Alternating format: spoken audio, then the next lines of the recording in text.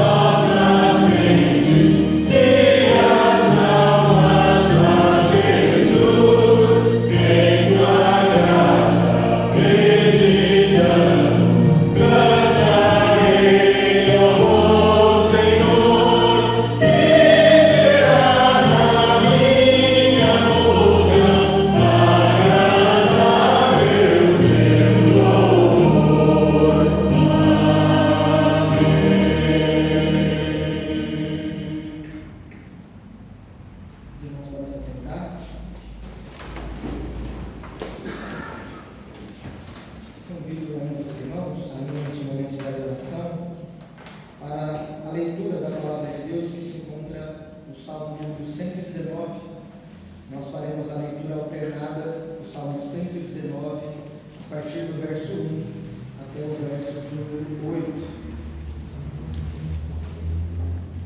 Salmo de número 119, a partir do verso 1 até o verso de número 8. Eu farei a leitura dos versos ímpares e os irmãos lerão os versos pares. Diz assim a palavra do nosso Deus: Bem-aventurados os irrepreensíveis no seu caminho, que andam na lei do Senhor. Bem-aventurados os que guardam as suas prescrições e o buscam de todo o coração. Não praticam iniquidade e andam nos seus caminhos. Tu ordenaste os teus mandamentos para que os cumpramos à risca. Tomara sejam firmes os meus passos, para que eu observe os teus preceitos. Então não terei de que me envergonhar quando considerarem todos os teus mandamentos. Render-te-ei graças com integridade de coração, quando tiver aprendido os teus retos juízos. Cumprirei os teus decretos, não me desampares jamais. Vamos ler mais uma vez, agora todos juntos, apenas o verso 1. Leiamos. Bem-aventurados os irrepreensíveis no seu caminho, que andam na lei do Senhor. Para termos uma vida de adoração, para termos uma vida de culto centrado no nosso Deus, no nosso Senhor Jesus Cristo, nós precisamos estar focados na palavra de Deus. O texto diz: Bem-aventurados os irrepreensíveis no seu caminho, que andam na lei do Senhor. Este Salmo 119 fala da excelência da sua palavra, de como ela é benéfica para as nossas vidas, para termos uma vida sem pecado, uma vida irrepreensível, uma vida transformada. Nós precisamos andar na lei do Senhor. Portanto, nós iniciamos este culto adorando ao nosso Deus, exaltando ao nosso Deus pela excelência da sua palavra, não somente pela leitura deste salmo, mas também pela oração, pela leitura deste texto, pelo hino cantado. Nós refletimos sobre a grandeza da palavra de Deus e a importância dessa palavra para as nossas vidas. Mas, queridos irmãos, nós sabemos que, apesar de olharmos para a palavra de Deus, apesar de saber que nós precisamos buscar essa vida irrepreensível, nós também muitas vezes falhamos, muitas vezes pecamos. E a palavra diz que, ao pecarmos, ao falharmos, nós podemos buscar o nosso advogado Jesus Cristo, e que Ele é fiel e justo para nos perdoar. E este Salmo 119 vai falar também um pouco sobre a misericórdia de Deus. Eu gostaria de ler apenas o verso de número 41. Venham também sobre mim as tuas misericórdias, Senhor, e a tua salvação segundo a tua promessa. Neste momento de confissão, neste momento de contrição, nós teremos a oportunidade de clamar ao Senhor, de buscar ao Senhor, com vistas à sua misericórdia, com vistas ao perdão dos nossos pecados, das nossas falhas, das nossas limitações. Então, cada um de nós terá a oportunidade de confessar os seus pecados pessoais, os seus pecados individuais. Então, você vai curvar a sua cabeça e vai se confessar diante do Senhor, de maneira silenciosa mesmo. E após 1 ou 2 minutos de oração silenciosa, eu convido o nosso irmão e presbítero Jorge, que também nos eleve a Deus em oração, nos conduz em oração, após estes instantes também em oração audível. Então, alguns instantes de oração silenciosa, e logo depois eu levo o presbítero Jorge, que estará nos conduzindo em oração audível.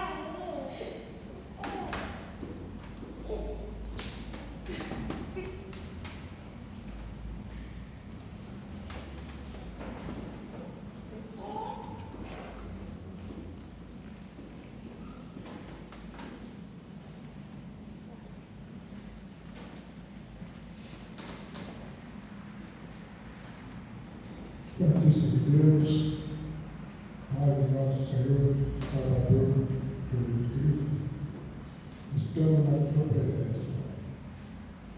Agradecemos ao Deus por esse momento, o Senhor nos concede. Estamos aqui para prestar culto e adoração.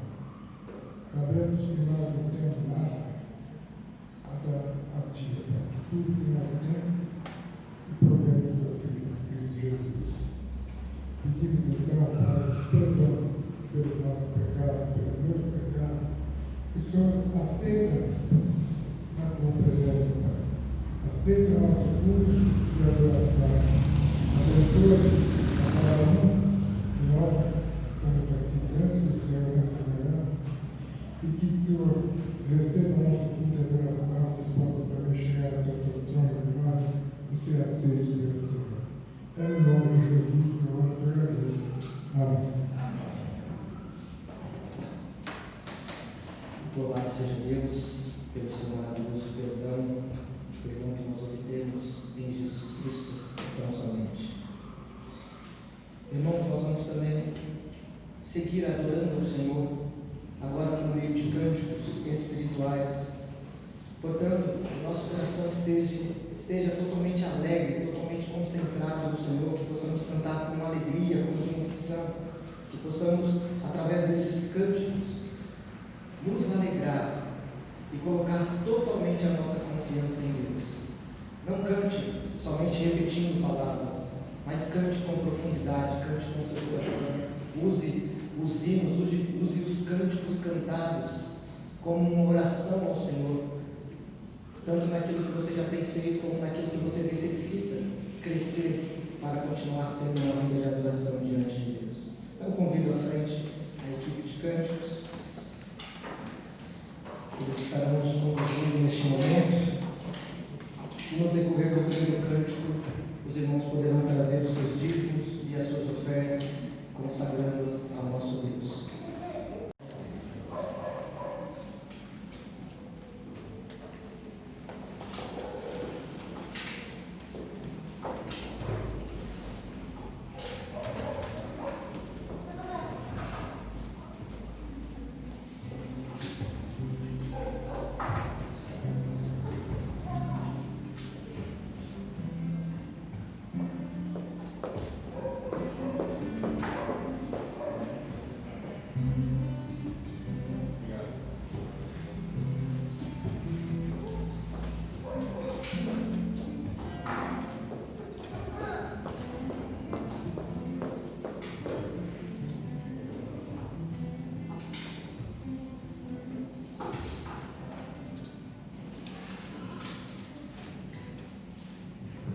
Graça e paz, irmãos, amém? Como o pastor disse, louvemos a Ele de todo o nosso coração. Primeiro cântico diz: graças dou. Aqui diante de ti eu tenho tanto para te agradecer. Então, com este coração grato, louvemos e exaltemos o nome do Senhor nesta manhã.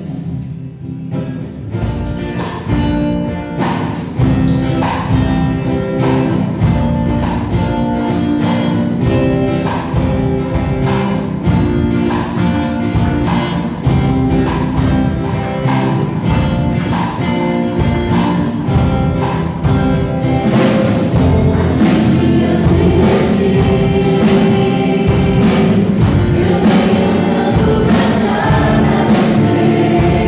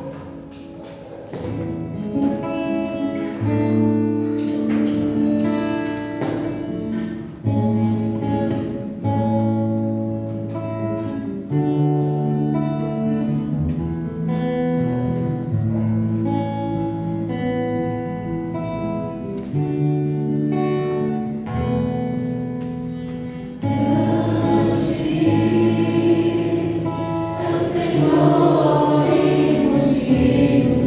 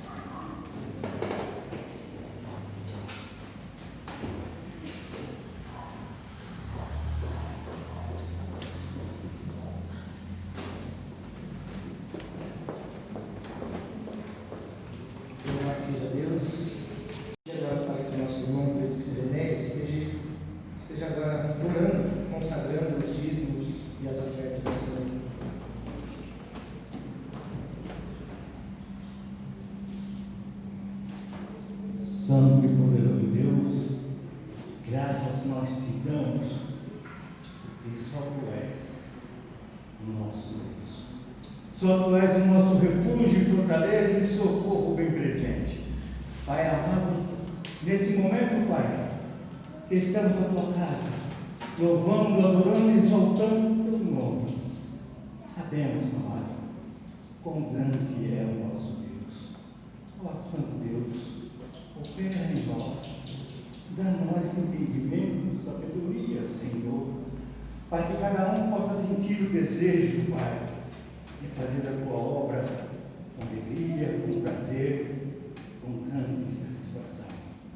E uma forma de fazer a tua obra, Pai, é contribuir também, Senhor, os seus dízimos, a sua oferta, porque a igreja é mantida a palavra através dessas formas, Pai. Ó Pai, opera em nós, dá, Senhor, a cada um o sustento, Senhor. Aqueles que estão desempregados, Senhor, que o Senhor abra a porta de emprego. Aqueles que estão trabalhando, Senhor, empregados, que eles possam sentir o desejo, Pai, de fazer a tua obra dessa forma.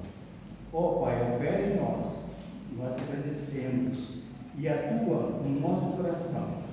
Nesse momento, Pai amado, que vamos ouvir a tua mensagem. Fala, Senhor, conosco, que queremos ouvir somente a tua voz. Nós oramos assim, no nome de Jesus. Amém.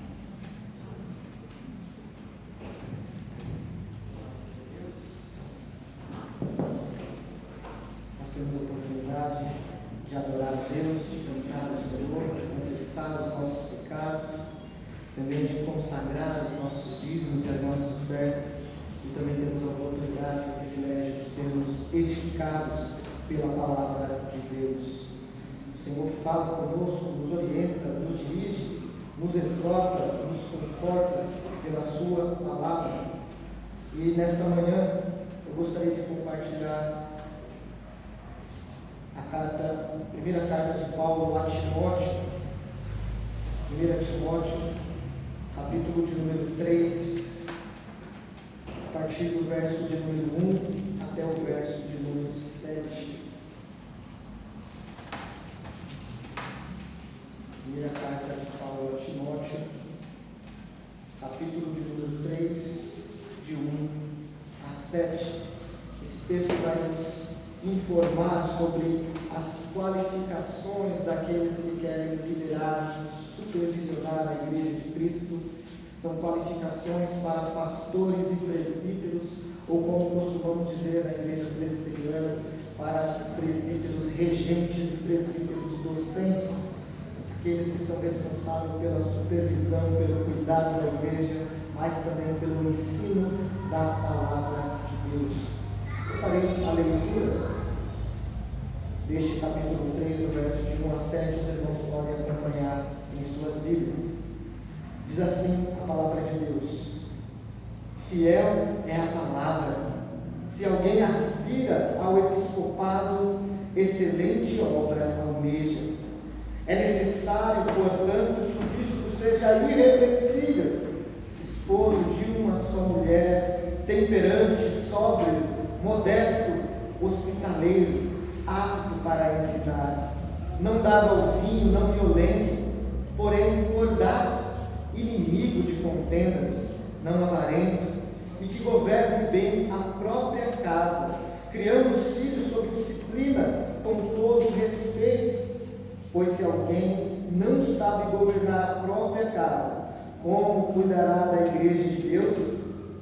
Não seja neófito, para não suceder que se ensoberbeça e incorra na condenação do diabo.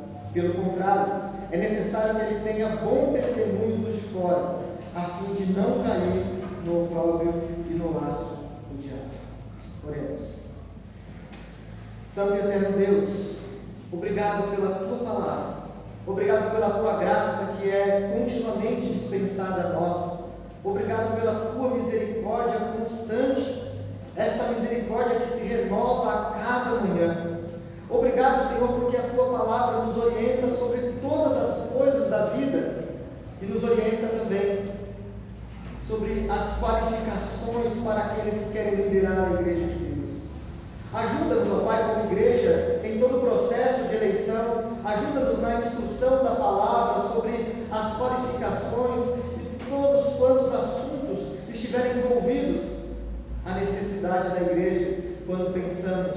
na escolha da liderança. Ajuda-nos, Senhor, a entender a Tua palavra, a compreender a Tua palavra. Ajuda-nos a aplicar a Tua palavra na nossa vida e também na vida da igreja. Senhor, em nome de Jesus, nós rogamos ao Senhor que o Senhor mesmo conduza todo o processo de eleição, que o Senhor mesmo capacite aqueles que serão encontrados aptos para concorrer às eleições neste ano, nesta igreja. Obrigado, Senhor, porque nós sabemos que podemos contar com a Tua graça, com a iluminação do Teu Santo Espírito, e podemos contar principalmente com a instrução da Tua palavra. Nos ajuda, Senhor, a escolher homens sábios, homens aptos para ensinar, homens com um comportamento irrepreensível, de conduta moral exemplar e tantos outros critérios que a Tua palavra nos apresenta. Ajuda-nos, Senhor. Ajuda-nos a instruir, ajuda-nos a votar, ajuda-nos a colocar diante do Senhor tudo o que fazemos como igreja de Cristo. Pois nós sabemos, Senhor, que o Senhor é o cabeça da igreja. Toda a autoridade foi dada ao Senhor, e é debaixo da Tua autoridade, e é debaixo da Tua autorização, movidos pela Tua palavra, que nós podemos ser usados como instrumentos na Tua casa. Ajuda-nos, Senhor. Ajuda-nos em todo este processo. Capacita-nos para todo este processo. Dê-nos a Tua bênção, a Tua graça, a Tua orientação, e nos ensina a fazer isso para a glória do Teu nome. Que não venhamos a escolher homens por conveniência própria, mas que venhamos a escolher homens segundo a Tua palavra, homens segundo o Teu coração, que não te servem ao Senhor somente pela aparência, mas que podem demonstrar na sua vida, na sua família, no seu comportamento, na sua moral, que são homens guiados pelo Senhor, que amam a lei do Senhor. Pai, é assim que nós oramos, agradecidos em nome de Jesus. Amém.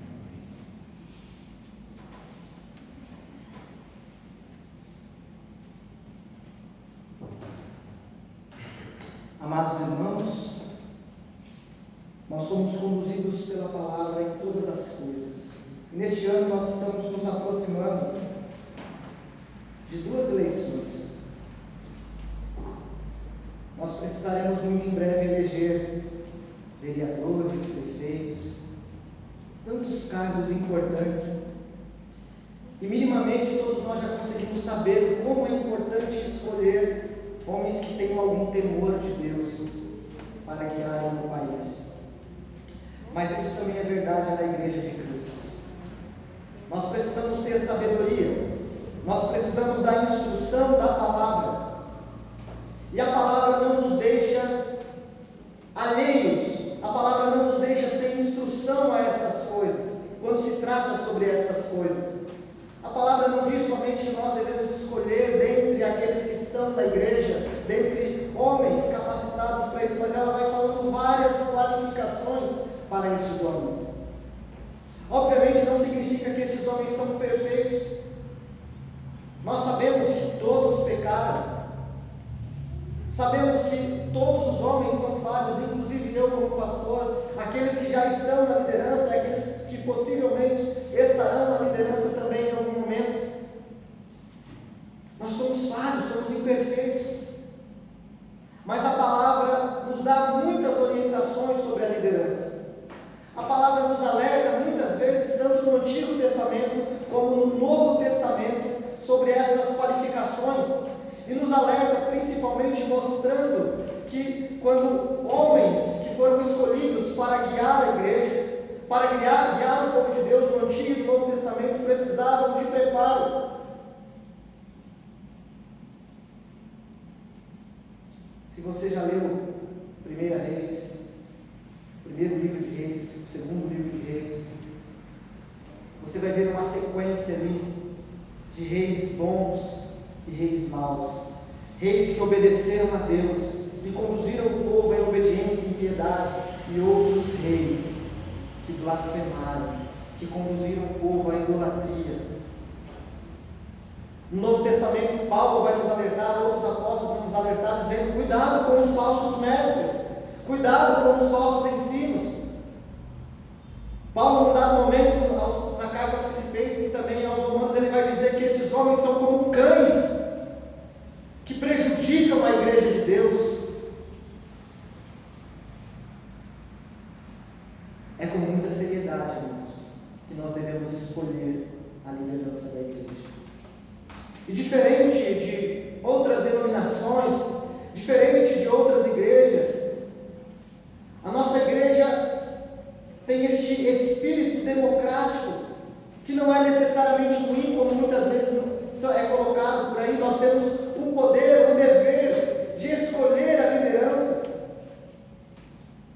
Nós falamos um pouco na última semana sobre a necessidade de diáconos na igreja, em Atos 6. Por ver aquela necessidade, eles disseram: olha, escolham dentre vós. E então falaram as qualificações para estes homens cheios do Espírito Santo, homens que estão sendo movidos por Deus, guiados por Deus, que são servos de Deus. Um desses homens morreu apedrejado quando estava anunciando, proclamando a palavra de Deus. E o texto lá de Atos fala que ele veio proclamando a palavra de Deus desde os patriarcas até os dias atuais, para provar que Jesus era o Cristo, o Filho de Deus, aquele que eles deveriam crer, e por isso ele foi apedrejado. Há uma tremenda dificuldade, há uma tremenda responsabilidade para aqueles que vão participar desse processo. E há uma tremenda responsabilidade também da igreja ao orar, ao meditar, ao refletir sobre todo este processo, sobre todas essas pessoas, para que possam então escolher os melhores dentre aqueles que estão na igreja. Porque após essa escolha, nós teremos 5 anos com novos presbíteros, ou com os mesmos presbíteros, com novos diáconos, ou não, mas que estarão 5 anos governando a igreja. Sabemos que o governo espiritual da igreja compete primeiramente ao nosso Senhor, ao nosso Salvador, mas é o próprio Senhor e Salvador que instrui a igreja, a liderança. Ele mostra que a igreja necessita de liderança, e nós falamos muito sobre isso na semana anterior. E agora, nessa palavra, o Senhor nos mostra algumas qualificações importantes para estes homens. O meu foco neste texto, obviamente, é mais se voltar aos presbíteros, aos pastores e presbíteros da igreja, aqueles que governam espiritualmente a igreja, aqueles que devem ser aptos para ensinar, para conduzir a igreja na sã doutrina, para toda a organização da igreja. Mas algumas dessas qualificações serão vistas e serão necessárias também para os diáconos. Portanto, aqueles que são diáconos, ou aqueles que podem vir a se tornar diáconos, estejam atentos a essas qualificações. Faça uma autoavaliação de como você está, e a igreja faça uma avaliação daqueles que serão candidatos, daquele que você vai indicar, e quando chegar a eleição, você possa votar com sabedoria, baseado na palavra de Deus. Você precisa olhar para as características dessas pessoas, comparar com as características da palavra de Deus e escolher com sabedoria. Na igreja presbiteriana não é o pastor que vai dizer: olha, eu tenho 3, 4 amigos muito próximos, esses aqui serão os presbíteros da igreja. Ainda que a igreja não goste, a igreja tem que engolir a liderança, porque é o pastor que escolhe. A igreja presbiteriana é diferente, porque nós estamos procurando seguir a Bíblia em tudo. E a liderança na Bíblia é compartilhada. Mesmo os apóstolos não ousaram se colocar acima de outras pessoas, como nós falamos no último sermão. Pedro dizendo: eu, presbítero como vocês. Nós precisamos de muita sabedoria, de muito cuidado. Nós precisamos da palavra de Deus. E nós veremos aqui 3 áreas, ou pelo menos 3 aspectos da vida destes homens que devem ser analisados. Talvez você não saiba ainda quem são estes homens, talvez você não saiba ainda quem você pode indicar, quem serão os indicados e quem você irá votar, mas quando você souber, ou se você já está pensando aí nestes nomes, comece a avaliá-los, comece a olhar para os homens da igreja e faça uma avaliação criteriosa. E nós vamos perceber pelo menos estes 3 aspectos da vida de um homem que devem ser analisados para a escolha. E esses aspectos dizem respeito ao comportamento moral, ao conhecimento da doutrina cristã e à sua vida familiar.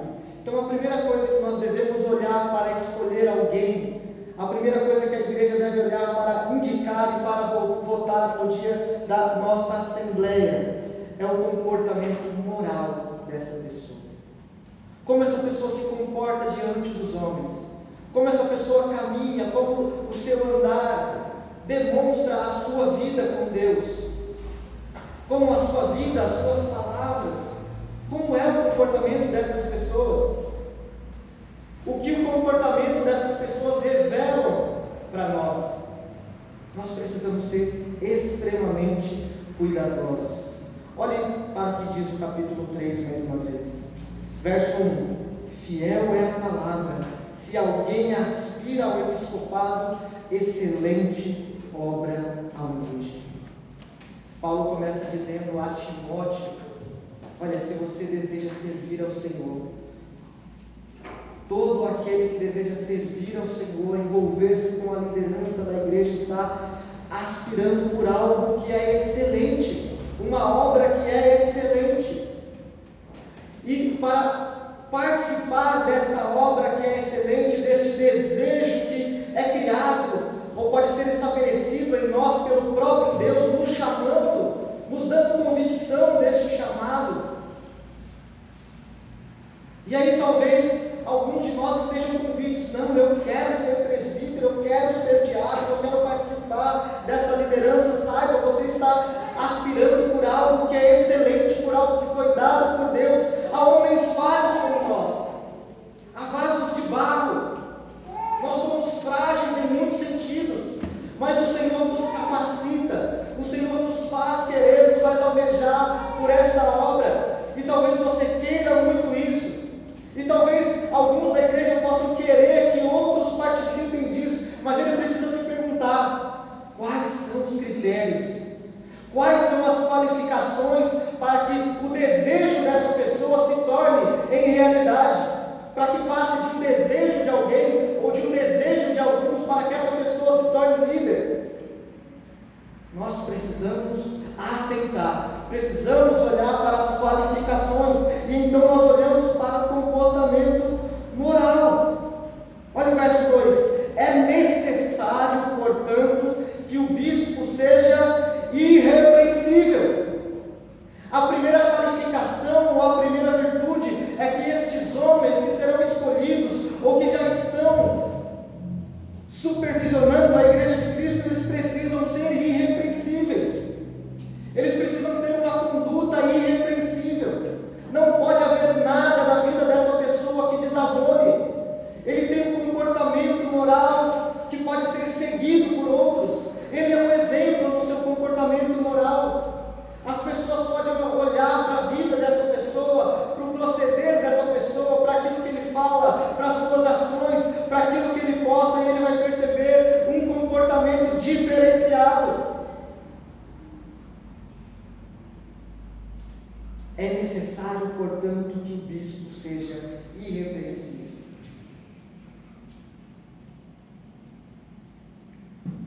Talvez você possa pensar aqui em uma pergunta muito simples: será que essas qualificações que a palavra está aqui nos dando, essas muitas orientações, essas muitas qualificações, será que isso mesmo é necessário? Ou é algo que a gente pode ir trabalhando com o tempo? Será que isso é primordial? Ou será que é apenas algo desejável? Olha, o ideal é que seja assim, mas a gente pode abrir mão, porque não é tão importante assim. Será que é isso que o texto está dizendo? O que vocês acham? Presta atenção na palavra.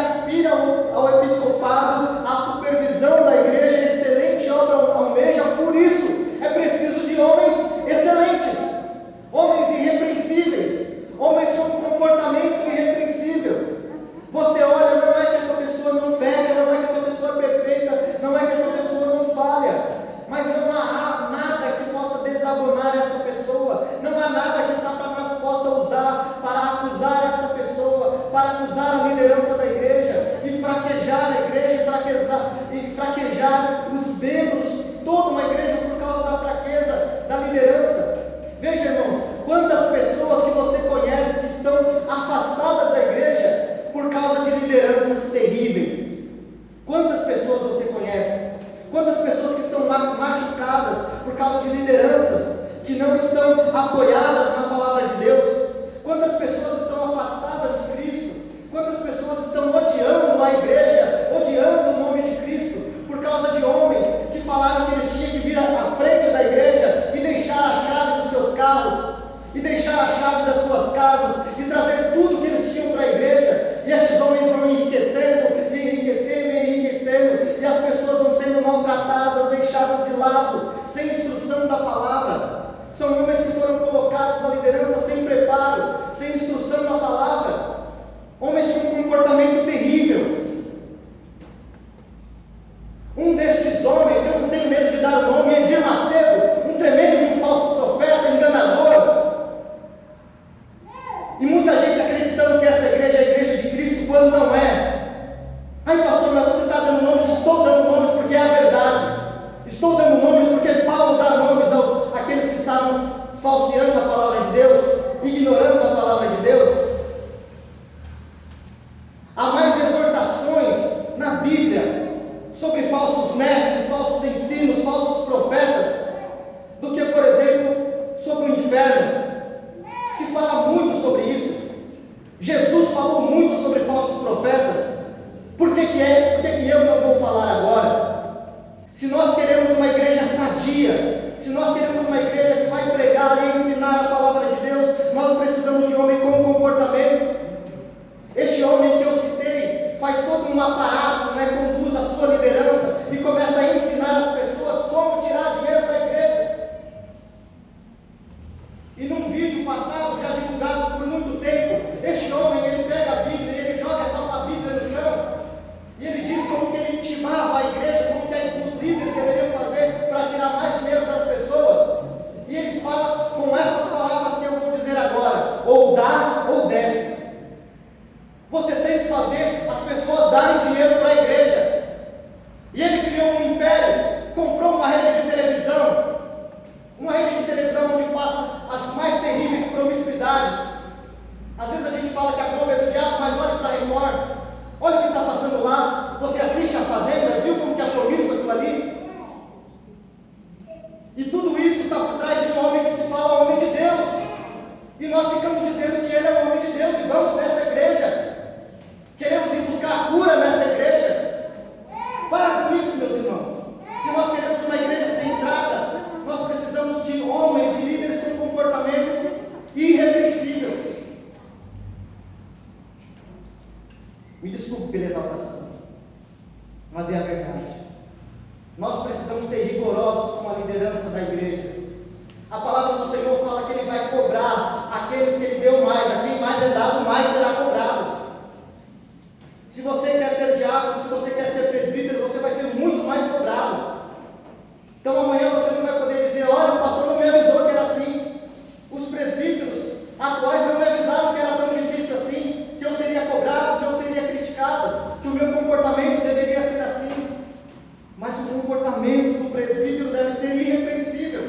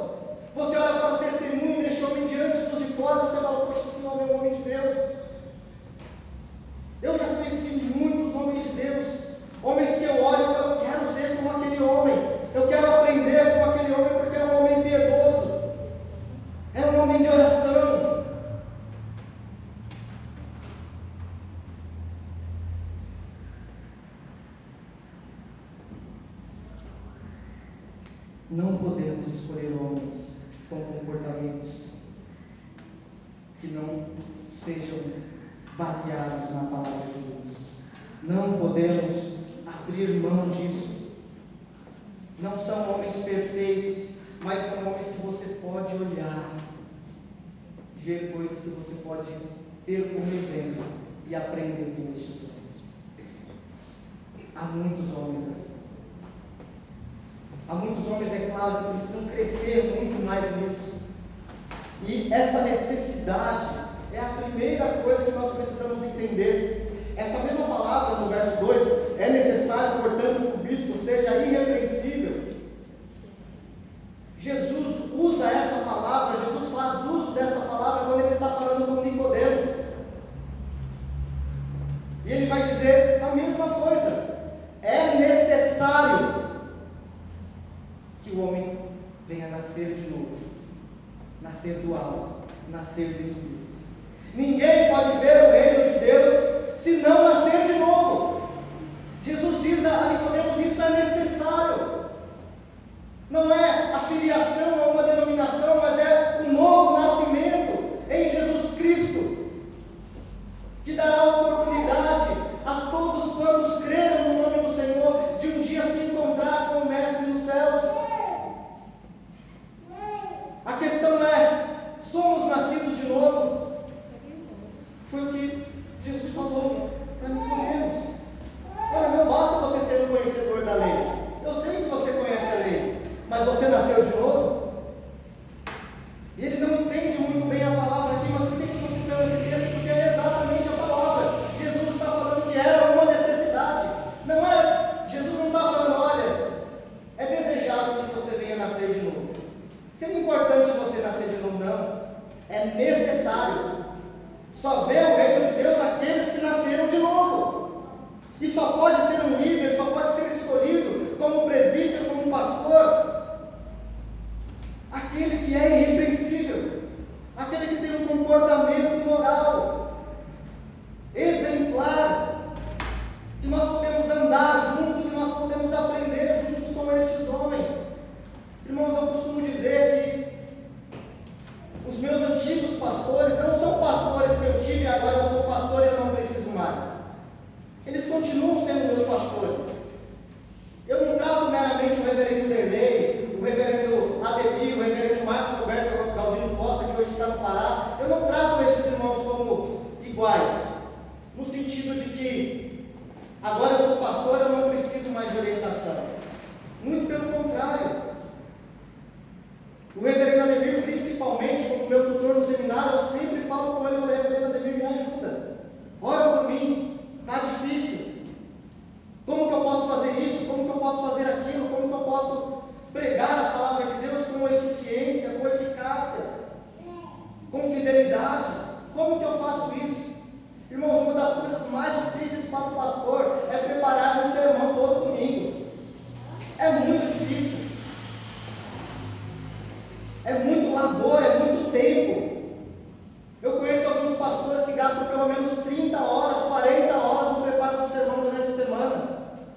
E às vezes as pessoas tocam o pastor e falam: olha, pastor, você não fez isso.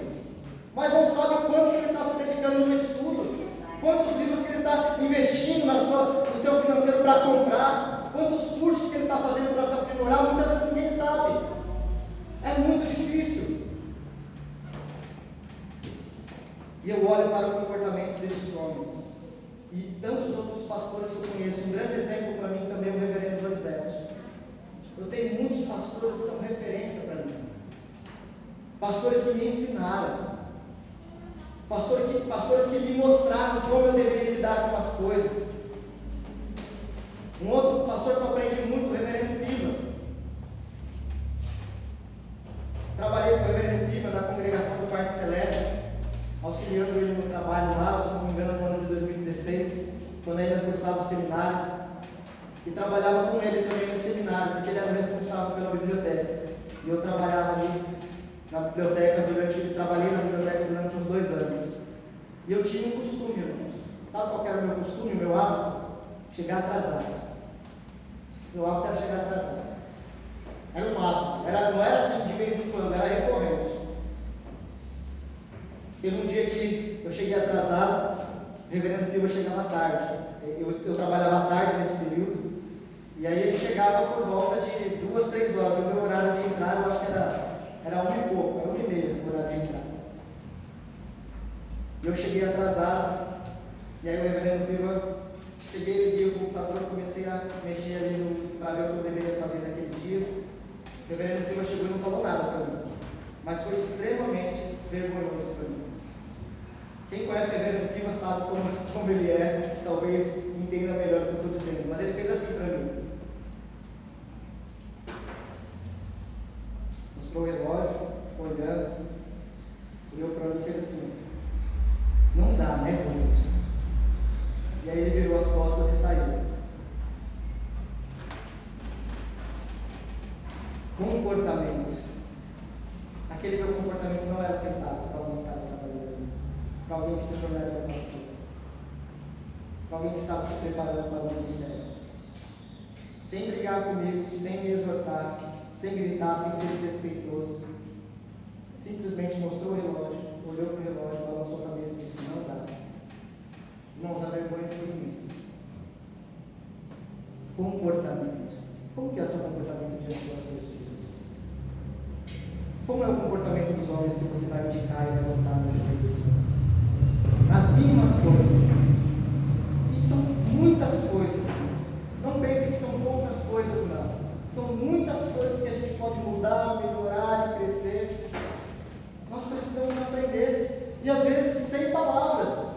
Às vezes com balançar de cabeça e falar: meu Deus, olha como eu estou vivendo. Nós precisamos de um comportamento irrepreensível.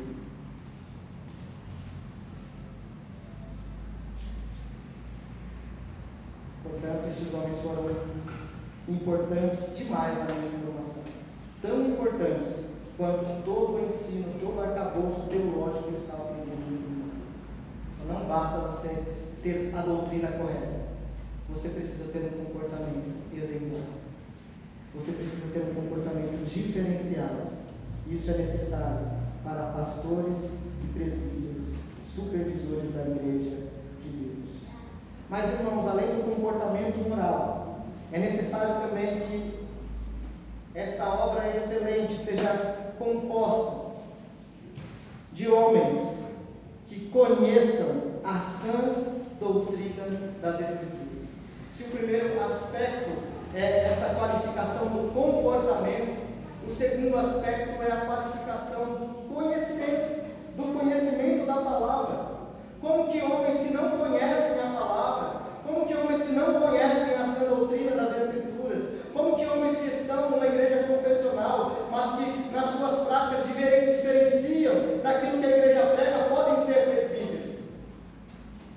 É necessário que o presbítero seja irrepreensível e é necessário também que ele seja apto para ensinar. E aqui eu quero abrir um parênteses. Apto para ensinar não significa que todo presbítero vai ser pregador e que todo presbítero vai formalmente ensinar o evangelho numa sala de aula. Não é necessariamente isso. Mas ele precisa ser apto a ensinar, porque ele será procurado por pessoas. Pessoas com problema no casamento, pessoas com problema na criação dos filhos, pessoas com dúvidas teológicas irão procurar os líderes da igreja. E eles precisam conhecer a doutrina. Portanto, se você vai escolher alguém, você precisa escolher alguém que conheça. E não somente alguém que conheça, mas alguém que queira crescer em conhecimento da palavra. E você pode olhar para a igreja e identificar homens assim. Homens que estão estudando. E veja, estudar não é só estudar formalmente numa escola. Não é só fazer um instituto bíblico. Não é só fazer uma graduação, mas um estudo gradual, o estudo que é feito diariamente nos lares. Poxa, esse presbítero, este irmão, olha como ele ensina os filhos dele, olha como o filho deste irmão é educado, olha como ele conhece da palavra de Deus. Por quê? Porque ele tem um pai que é apto para ensinar os seus filhos. É por isso que depois a exigência vai, de certa maneira, se unir a isso também. Porque são homens que vão guiar os seus filhos segundo a Escritura. Mas como que eles vão guiar os seus filhos segundo a Escritura e governar a sua própria casa, se eles não conhecem a doutrina de Deus? Se eles não conhecem a doutrina de Cristo?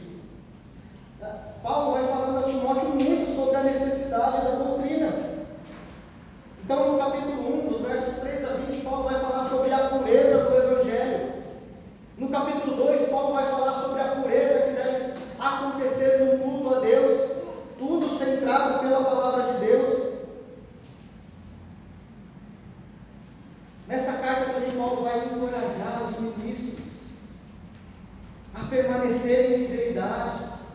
Paulo vai dizer que a igreja é baluarte da verdade. A verdade precisa ser pregada e ensinada pelos presbíteros da igreja, pelos pastores da igreja. Lembre-se, irmãos, presbíteros são pastores.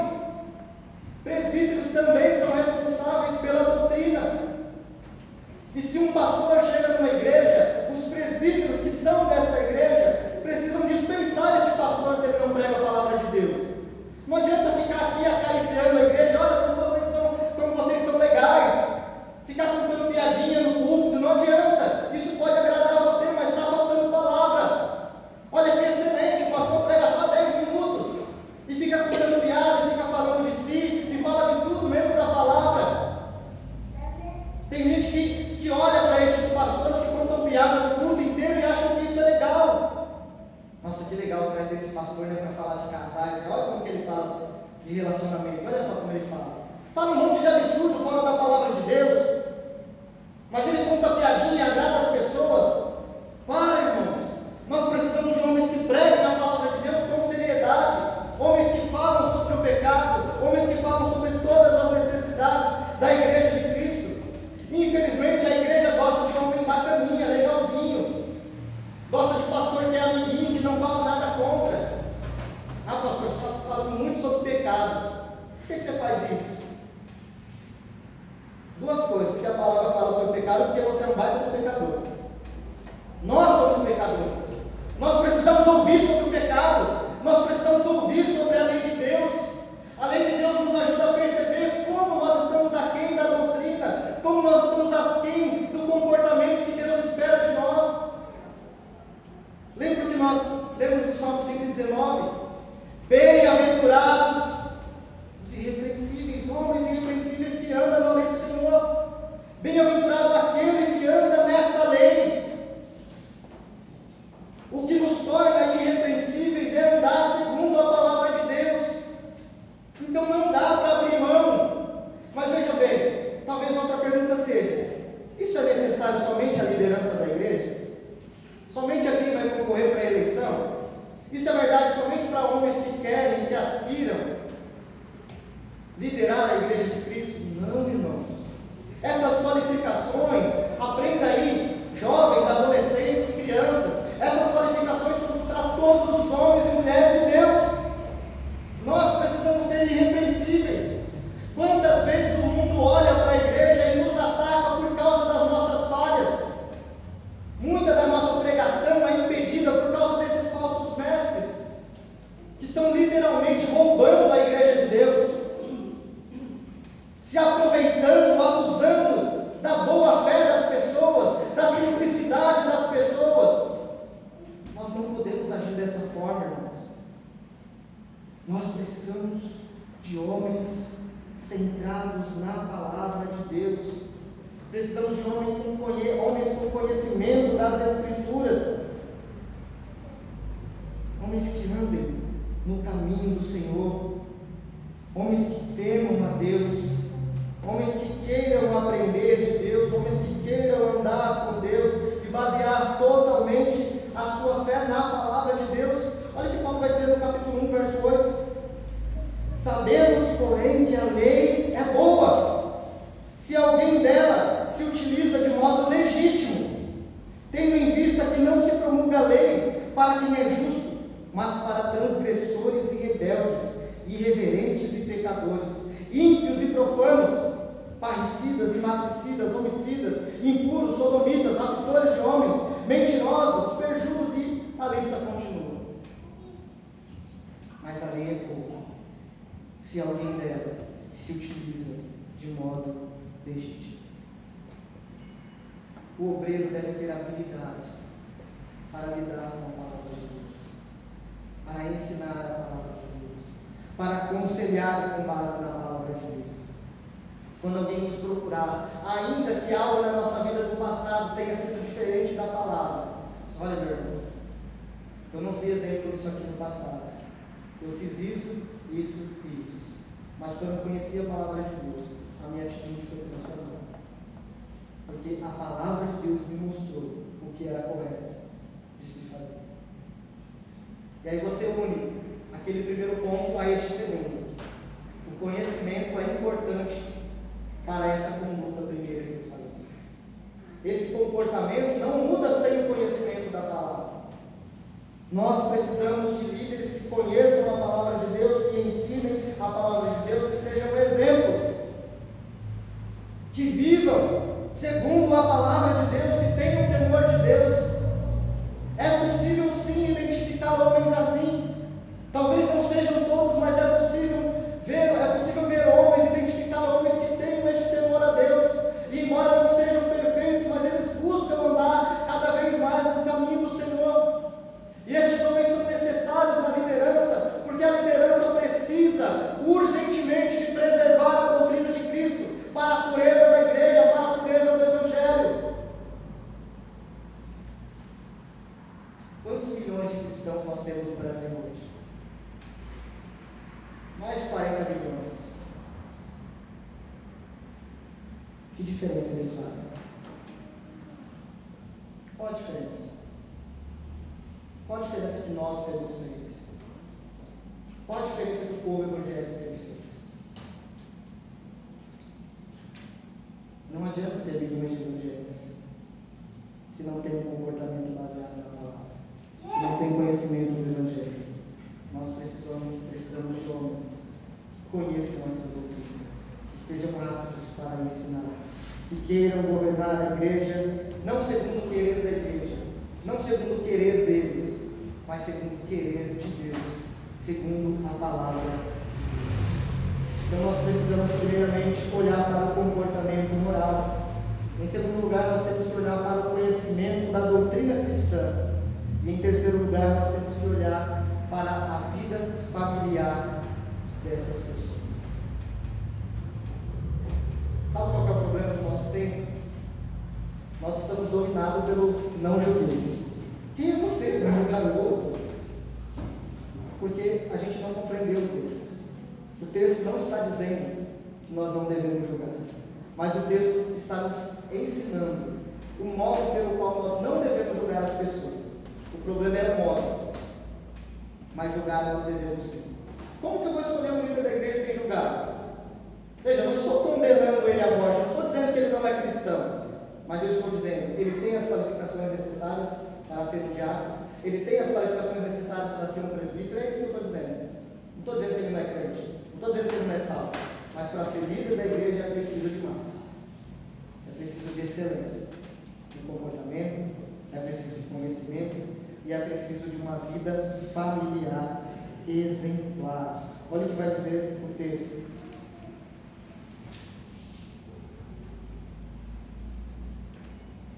Verso de número 4.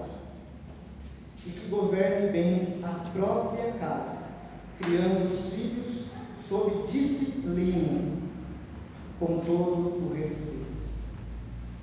Irmãos, se tem algo que é negligenciado por nós, por muitos pais, é a disciplina. Nós falávamos um pouco sobre isso na reunião do conselho. Está faltando disciplina.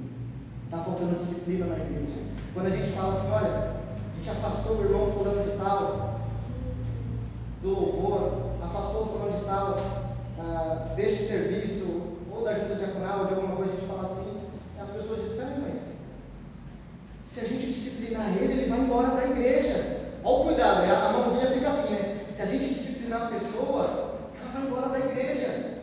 E aí como que vai ser? A pessoa vai embora, vai diminuir os dízimos. Olha, essa família toda é dizimista, vamos perder a família dizimista. O que adianta ser dizimista e não ser fiel nas outras coisas?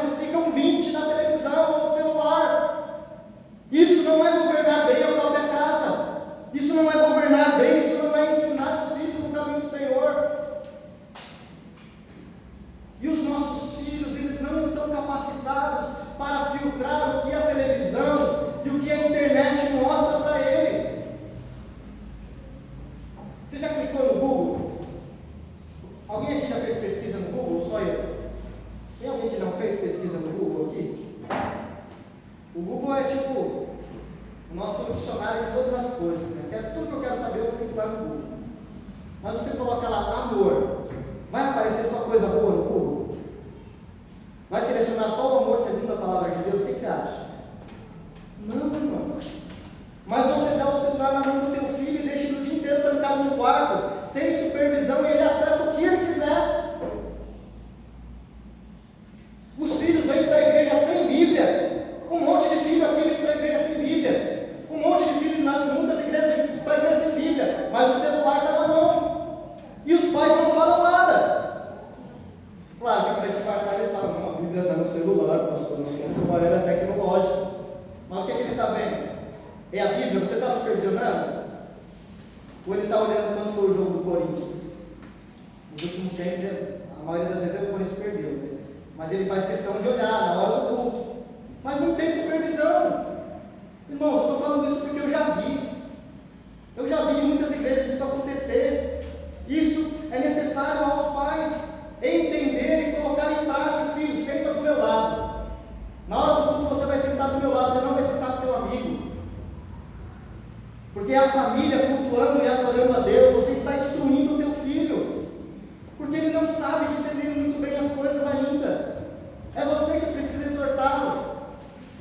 Se na hora do louvor o seu filho está com o celular, você tem que pegar e falar, olha, agora não é o momento, vai nesse celular. Agora você vai cantar ao Senhor.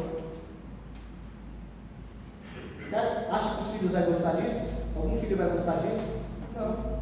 Mas é para o bem dele. É para instruí-lo. Por isso que nós temos que pegar no pé. E infelizmente, irmãos, às vezes a liderança tem que fazer isso na igreja porque os pais não fazem. Pergunta para o pai, onde está teu filho? Filho? Que filho? Está por aí. Não sabe o que o filho está fazendo. Irmãos, crianças são extremamente ativas. E a gente precisa criá-los na disciplina. Disciplina não é só você pegar e dar uma correção quando necessário, é muito mais que isso. É você coordenar tudo na vida dos seus filhos. A minha esposa é fonoaudióloga, ela trabalha principalmente com crianças com problema de aprendizado. Alguns são autistas e têm alguma síndrome, mas nem todos. Mas a maioria deles tem problema de aprendizado, seja por causa da síndrome ou não. Aí vai falar com o pai, você acompanha as lições do teu filho? Não. Você acompanha o que ele está escrevendo no caderno? Não. Ah, você sabia que a professora deixou um bilhetinho no caderno, né, Regina? Você que é professora? A professora deixou um registro lá no caderno para entregar aos pais. Você leu? Caderno? Meu filho tem caderno? Irmãos, os pais estão assim. Irmãos, aí a pergunta do texto é: se alguém não sabe governar a própria casa, como cuidará da igreja de Deus? Se ele não olha aos próprios filhos, irmãos, como você pode acreditar e votar nessa pessoa acreditando que ela vai cuidar dos seus? Ela não cuida nem dos dela, ela não cuida nem da sua casa. Não ora com a esposa, não ora com os filhos. Sabe então, irmãos, que nós precisamos destes cuidados. É muita coisa, tem muitas outras qualificações que eu ainda quero falar. Mas hoje eu quis falar de maneira mais geral sobre estes aspectos. O aspecto do comportamento, o aspecto do conhecimento da doutrina cristã e o aspecto da vida familiar. Então, quer saber como escolher melhor? Quer saber como indicar e como escolher alguém para o presbiterato, para o diaconato? Faça essa pergunta. Qual é o comportamento dele? O quanto ele conhece e zela pela verdade do Evangelho? E terceiro, como que é a vida familiar dessa pessoa? Se nós olharmos para esses três aspectos, nós escolheremos melhor a liderança da igreja.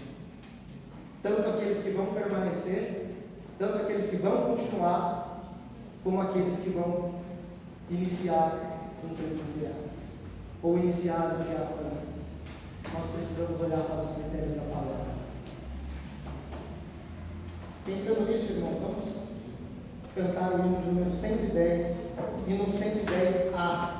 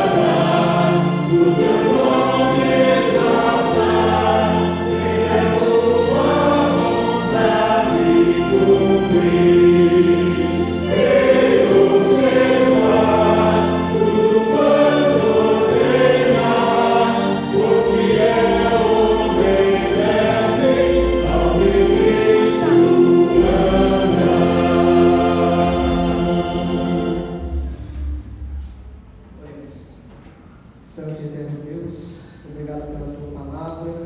Obrigado, Senhor, por nos revelar a tua palavra, as qualificações necessárias para a liderança. Nos ajuda, Senhor, a compreender todas estas coisas, Senhor Jesus. Nos ajuda a escolher a liderança com piedade, com sabedoria, governados pela tua palavra e não pela nossa própria vontade. Ajuda-nos, Senhor. Ajuda-nos a te servir. Ó Deus, e nós clamamos ao Senhor também para que o Senhor ajude cada irmão, cada líder da igreja, cada futuro líder da igreja, que ao perceber as suas fraquezas, eles possam lutar contra os seus pecados, contra as suas fragilidades, para buscar excelência no serviço do Senhor. Que as suas falhas não possam fazer-nos agarrar a essas mesmas falhas, mas que eles possam se agarrar à tua palavra, para diariamente serem transformados pelo Senhor. Nos encoraje, Senhor. Encoraje a liderança atual, encoraje a futura liderança, Senhor, a perceber as necessidades que temos para o cuidado e para o avanço da igreja de Cristo. Que em todas essas coisas busquemos tão somente agradar o teu nome, fazer a tua vontade, render graças ao Senhor. Ajuda-nos, Senhor Jesus. Ajuda-nos, ó Pai, porque sem a tua graça, sem o teu auxílio, é impossível que nós venhamos a fazer estas coisas. A exigência é grande demais, o padrão é alto demais. Mas nós podemos contar com o teu auxílio, podemos contar com a capacitação do teu Santo Espírito, podemos nos apoiar na tua palavra para sermos diariamente capacitados e transformados por ela, para nos tornarmos mais e mais líderes com excelência. Ajuda a tua igreja, Pai. Ajuda a tua igreja a perceber o momento da igreja, a perceber as debilidades, as fragilidades doutrinárias, práticas, culticas da igreja, para que eles mesmos possam buscar homens que queiram trabalhar com estas coisas, que queiram trazer mudanças, que não temam a mudança, porque a mudança é necessária. O avanço como povo de Deus é necessário. Não podemos nos contentar com as nossas fragilidades, nem as fragilidades individuais e nem as fragilidades como igreja local. Nos ajuda, Senhor, a querer mudança. Nos ajuda a sermos agentes de mudança, a sermos agentes de transformação. E para que essa igreja seja gradualmente transformada, nós precisamos de uma igreja centrada na tua palavra, de líderes excelentes que amem a tua palavra, que tenham um comportamento exemplar e uma vida familiar que demonstre consagração ao Senhor. Ajuda-nos, Senhor. Ajuda-nos, capacita estes homens. Capacita, Senhor. Capacita os homens desta igreja para que se tornem grandes homens de Deus, piedosos, servos, consagrados, dedicados à tua palavra, zelosos pela tua palavra. Prepara a tua igreja, Senhor, para neste momento, para nessa próxima assembleia, escolhermos aqueles que o Senhor mesmo já escolheu. Ajuda-nos, Senhor, para que neste processo seja feita a tua vontade e não a nossa. Pai, é assim que nós oramos e agradecemos, em nome de Jesus. Amém. Recebam também a bênção. Que a graça do nosso Senhor e Salvador Jesus Cristo, que o amor insondável de Deus, o nosso Pai, que o ensino, as consolações, a comunhão e o poder do Espírito Santo de Deus esteja com vós e com todo o povo de Deus, agora e para todos sempre. Amém.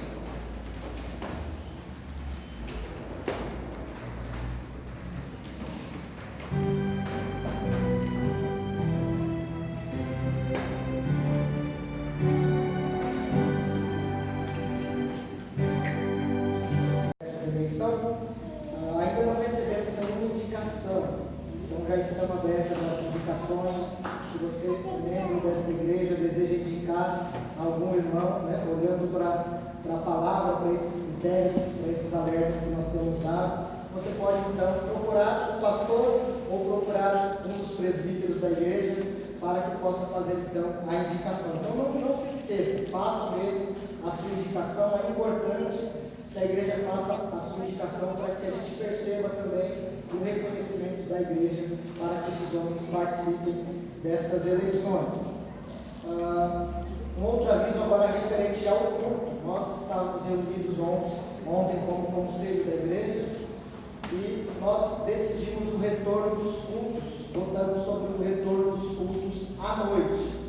Então os cultos continuam no domingo, somente o culto, só que a partir de novembro, a partir do primeiro domingo de novembro, domingo de ceia, o culto será à noite. Então se você está aqui esta manhã e vai estar nos próximos cultos pela manhã, e você sabe de alguém que não está aqui, comece a avisar as pessoas. Nem todo mundo está no grupo da igreja, então alguns irmãos talvez seja necessário a gente ligar e informar. Vamos continuar procurando transmitir o culto àqueles que não podem vir à igreja, mas a partir do primeiro domingo de novembro, domingo de ceia, nós vamos estar então, cultuando a Deus à noite, no mesmo horário, nessa mesma bate-caverna, nessa mesma casa de Deus.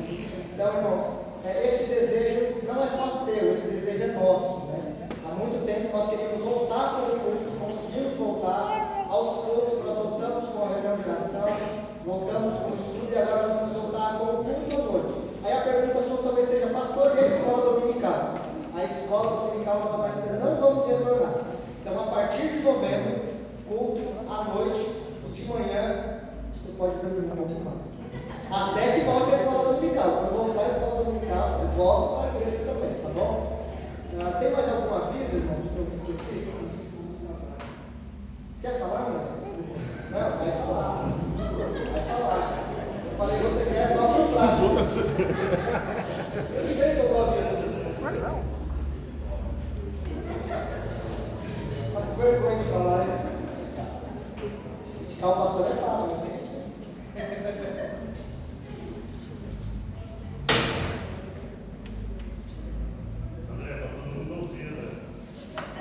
Graças e paz, irmãos. Eu não tenho muita mulher com o microfone.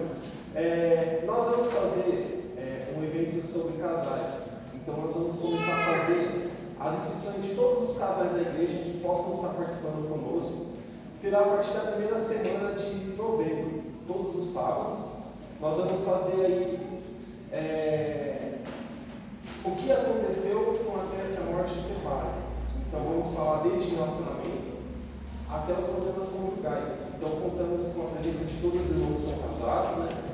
E a primeira semana, acho que os jovens podem participar, que vamos falar sobre namoro, sobre como se relacionar e como a gente sabe que estamos agradando a Deus com o nosso relacionamento. Amém? Aí lá atrás eu vou estar lá, eu e o Fernando, recebendo o nome dos casais. Se vocês quiserem conversar comigo, quem tem meu número, pode mandar a inscrição para mim também, que eu deixo tudo certinho.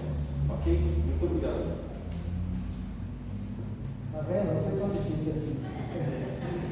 Nesse trabalho só para os irmãos de emprego, primeiro que esse trabalho com casais é extremamente necessário da igreja, na igreja. Nós no conselho já estávamos pensando sobre trabalhos assim, mas a mocidade nos procurou propondo esse trabalho, porque nós demos todo o apoio, principalmente o Fernando está ajudando o André no trabalho, eu ajudando um pouquinho também. E nós estamos conversando com alguns pastores também, para que eles preparem pequenos vídeos falando sobre casamento, sobre cada tema de cada sábado, para nos ajudar nessa reflexão. Então a gente vai se reunir na igreja, é preciso fazer as inscrições, né? Então procure, faça isso mesmo. Não importa, meu casamento está excelente, não importa. Venha, participe, é importante receber a instrução da palavra. Irmãos do conselho, mais alguma coisa que eu esqueci? Falei das eleições, das explicações, falei do retorno do culto aos domingos, mais alguma coisa? Eleições das sociedades internas. Verdade. O Fernando está aqui lembrando da eleição das sociedades internas. Nós temos algumas instruções que nós vamos, algumas sociedades já receberam, mas nós vamos colocar também no grupo da igreja. O que tem nesse documento? É um documento do presbitério nos auxiliando para fazer as eleições nessa pandemia. Então, nos dando mais possibilidades do que só presencialmente. Porém, como nós já estamos nos reunindo presencialmente, principalmente jovens, homens, né, mulheres e tal, se não tem nenhum impedimento, as eleições devem ser feitas da mesma maneira que sempre foi. Talvez o único problema seja com a SAF, porque tem algumas mulheres que não estão vindo no culto. Então talvez tenha mais liberdade para a gente tratar, mas a gente ainda precisa decidir sobre isso no conselho. A dona Zilda levantou a mão ali, mas eu acho que ela quer falar sobre a posição da SAF, que nos trouxe uma informação sobre a posição delas, mas ainda a gente vai falar sobre isso em conselho. Eu creio que não vai haver grandes problemas, a gente vai chegar num consenso, mas elas já estão pretendendo algo um pouco diferente do presencial, por uma única razão: nem todas podem estar reunidas, né? Então tem uma questão diferente dos outros. E aí tem um outro problema, porque foi permitido fazer pela internet, ou as duas coisas, mista, digamos assim, o meio presencial e o meio pela internet. Contudo, nós sabemos que algumas irmãs têm dificuldade também de lidar com a internet, com os aplicativos, então a gente vai tratar com muito carinho dessa especificidade da sala. Ok? Mais algum aviso? Não havendo mais avisos, estamos tranquilos. Deus abençoe a vida de cada irmão. Qualquer dúvida sobre o processo de eleição, nos procure, que a gente vai pouco a pouco esclarecendo, tá bom? Deus abençoe.